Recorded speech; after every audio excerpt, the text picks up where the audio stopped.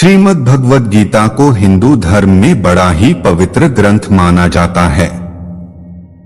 गीता के माध्यम से ही भगवान श्री कृष्ण ने संसार को धर्मानुसार कर्म करने की प्रेरणा दी।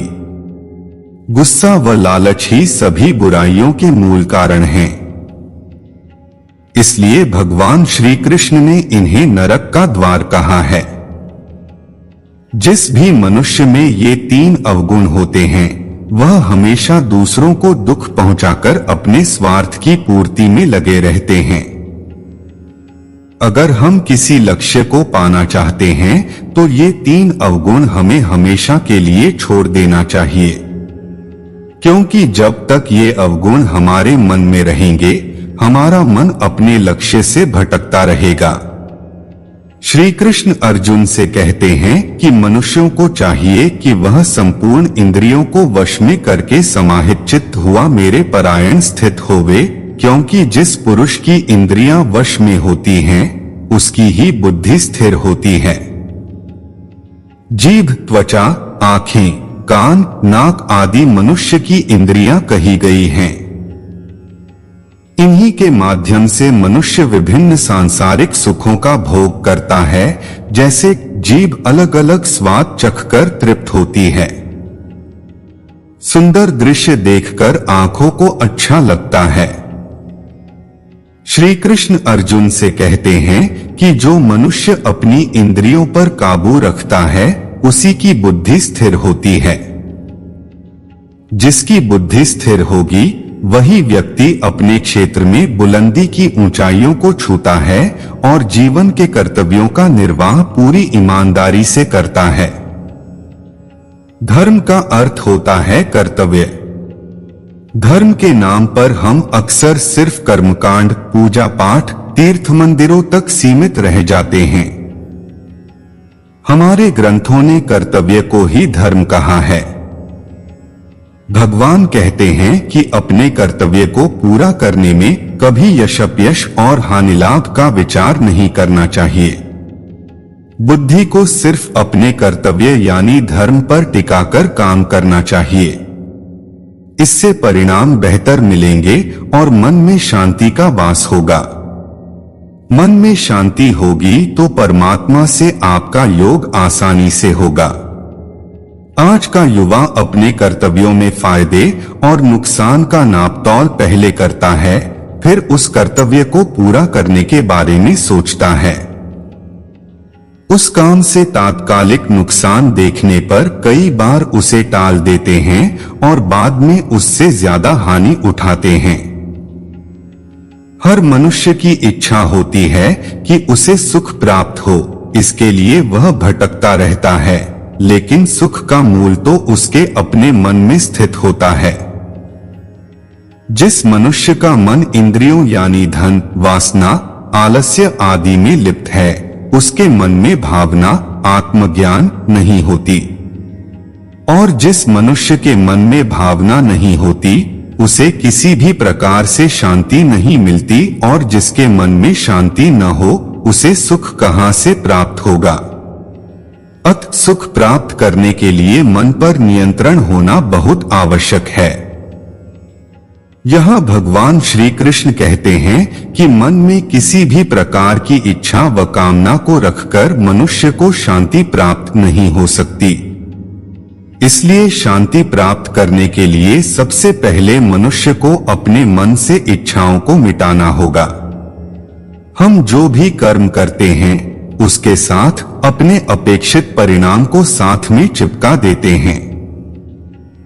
अपनी पसंद के परिणाम की इच्छा हमें कमजोर कर देती है। वो ना हो तो व्यक्ति का मन और ज्यादा अशांत हो जाता है। मन से ममता अथवा अहंकार आदि भावों को मिटाकर तन्मयता से अपने कर्तव्यों का पालन करना होगा, तभी मनुष्य को शांति प्राप्त होगी। बुरे परिणामों के डर से अगर ये सोच लें कि हम कुछ नहीं करेंगे तो ये हमारी मूर्खता है। खाली बैठे रहना भी एक तरह का कर्म ही है, जिसका परिणाम हमारी आर्थिक हानि, अपयश और समय की हानि के रूप में मिलता है। सारे जीव प्रकृति यानी परमात्मा के अधीन हैं, वो हमसे अपने अनुसार कर्म करवा ही लेगी और उसका परिणाम भी मिलेगा ही। इसलिए कभी भी कर्म के प्रति उदासीन नहीं होना चाहिए। अपनी क्षमता और विवेक के आधार पर हमें निरंतर कर्म करते रहना चाहिए। श्री कृष्ण अर्जुन के माध्यम से मनुष्यों को समझाते हैं कि हर मनुष्य को अपने अपने धर्म के अनुसार कर्म करना चाहिए। जैसे विद्यार्थी का धर्म है विद्या प्राप्त करना, सैनिक का कर्म है देश की रक्षा करना। जो लोग कर्म नहीं करते उनसे श्रेष्ठ वे लोग होते हैं जो अपने धर्म के अनुसार कर्म करते हैं, क्योंकि बिना कर्म किए तो शरीर का पालन पोषण करना भी संभव नहीं है। जिस व्यक्ति का जो कर्तव्य तय है उसे वो पूरा करना ही चाहिए। भगवान श्री कृष्ण ने बताया है कि श्रेष्ठ पुरुष को सदैव अपने पद व गरिमा के अनुसार ही व्यवहार करना चाहिए, क्योंकि वह जिस प्रकार का व्यवहार करेगा सामान्य मनुष्य भी उसी की नकल करेंगे। जो कार्य श्रेष्ठ पुरुष करेगा सामान्य जन उसी को अपना आदर्श मानेंगे। उदाहरण के तौर पर अगर किसी संस्थान में उच्च अधिकार पूरी मेहनत और निष्ठा से काम करते हैं तो वहां के दूसरे कर्मचारी भी वैसे ही काम करेंगे, लेकिन अगर उच्च अधिकारी काम को टालने लगेंगे तो कर्मचारी उनसे भी ज्यादा आलसी हो जाएंगे। ये प्रतिस्पर्धा का दौर है, यहाँ हर कोई आगे निकलना चाहता है। ऐसे में अक्सर संस्थानों में ये होता है कि कुछ चतुर लोग अपना काम तो पूरा कर लेते हैं, लेकिन अपने साथी को उसी काम को टालने के लिए प्रोत्साहित करते हैं या काम के प्रति उसके मन में लापरवाही का भाव भर देते हैं। श्रेष्ठ व्यक्ति वही होता है जो अपने काम से दूसरों के लिए प्रेरणा का स्रोत बनता है। संस्थान में उसी का भविष्य सबसे ज्यादा उज्जवल भी होता है।